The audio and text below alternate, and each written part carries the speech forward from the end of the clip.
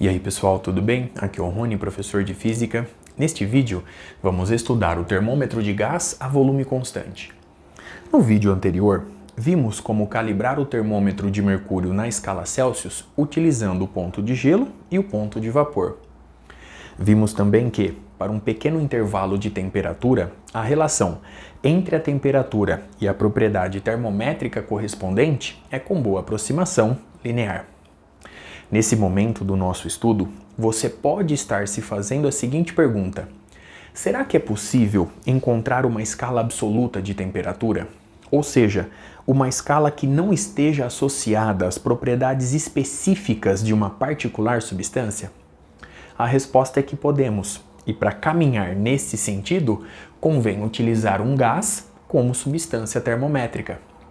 Os resultados experimentais obtidos a partir de então vão exprimir propriedades universais dos gases.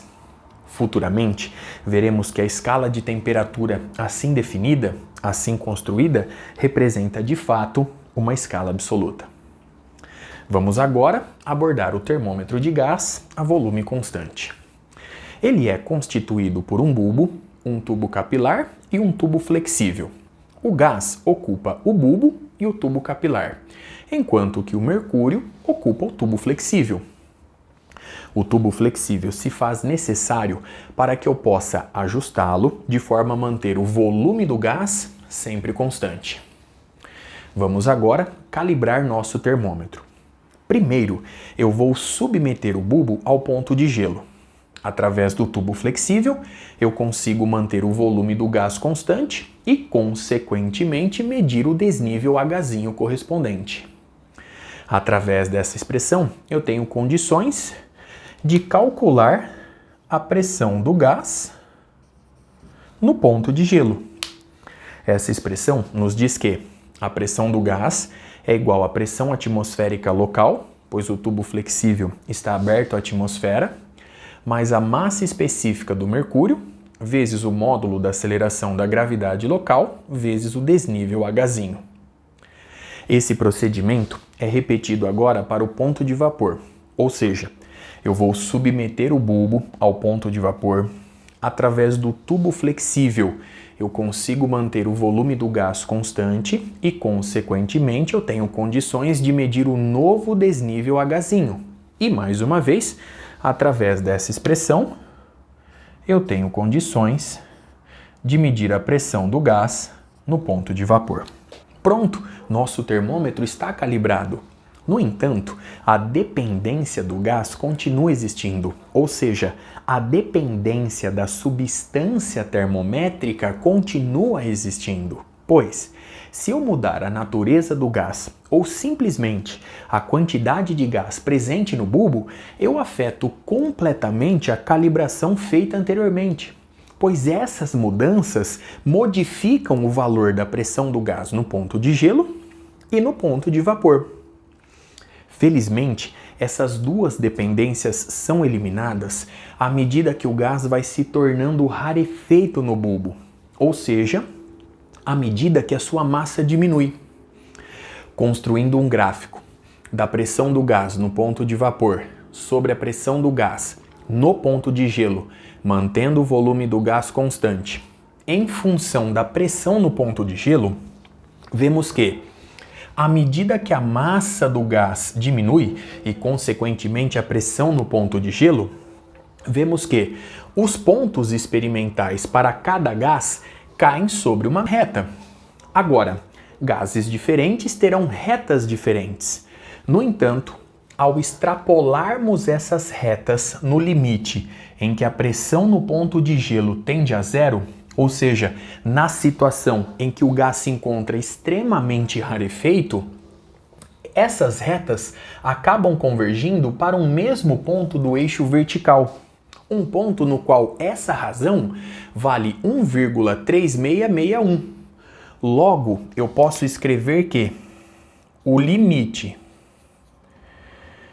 da razão da pressão no ponto de vapor sobre a pressão no ponto de gelo, à medida que a pressão no ponto de gelo vai para zero, é igual a 1,3661. Agora, é um fato experimental que, nessa condição, a razão entre as pressões é diretamente proporcional à razão das temperaturas correspondentes.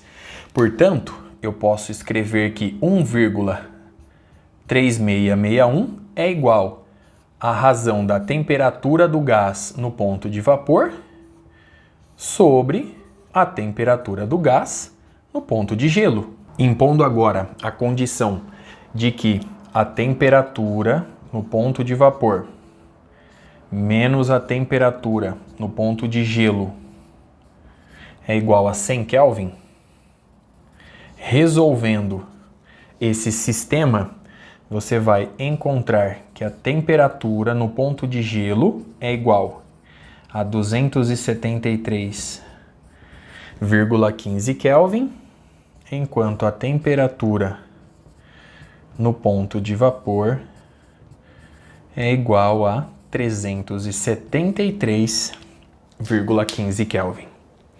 A escala Kelvin de temperatura assim definida também é chamada de escala de gás ideal, pois é baseada no fato experimental de que todos os gases se comportam da mesma forma na condição de rarefeitos. Muito bem? Nós podemos agora relacionar a escala Kelvin com a escala Celsius. Para fazer isso, observe o quadro.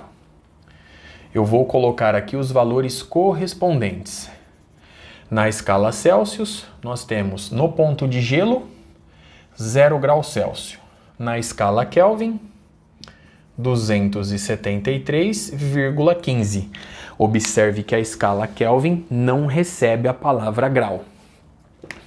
Agora nós temos 100 graus Celsius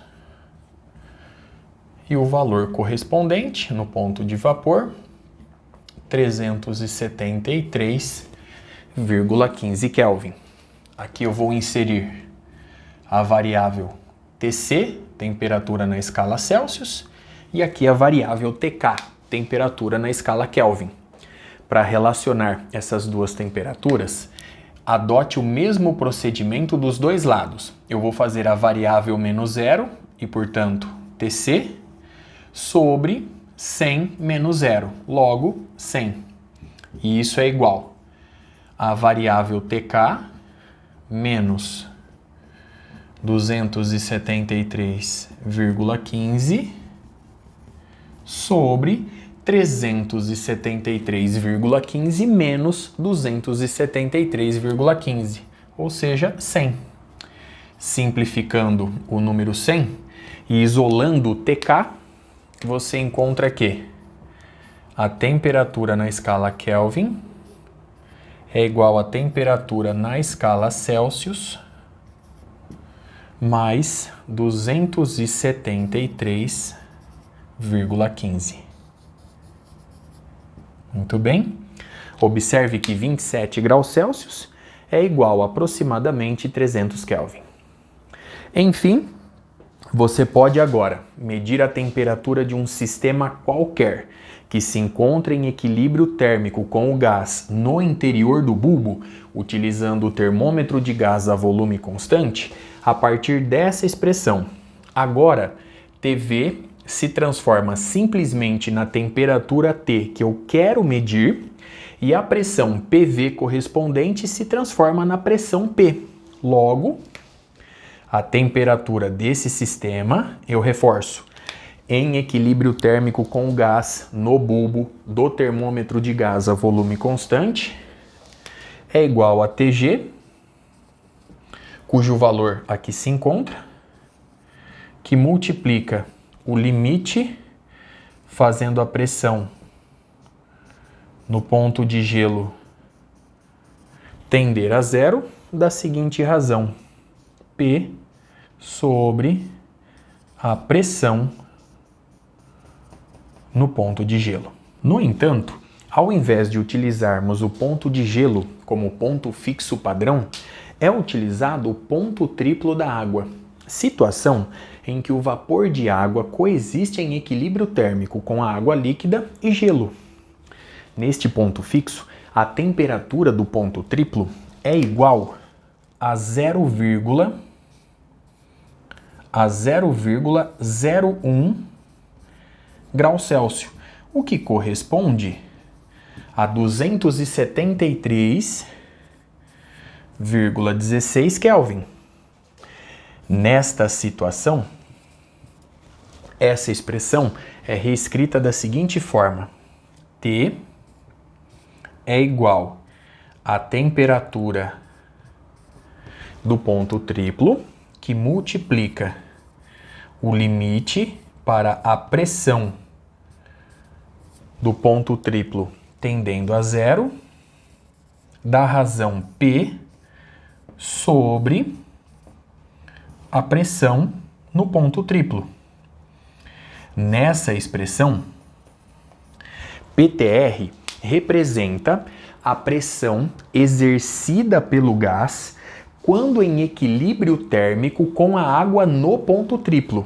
E P é a pressão do gás quando em equilíbrio térmico com a temperatura que se quer medir, representada por T. Muito bem?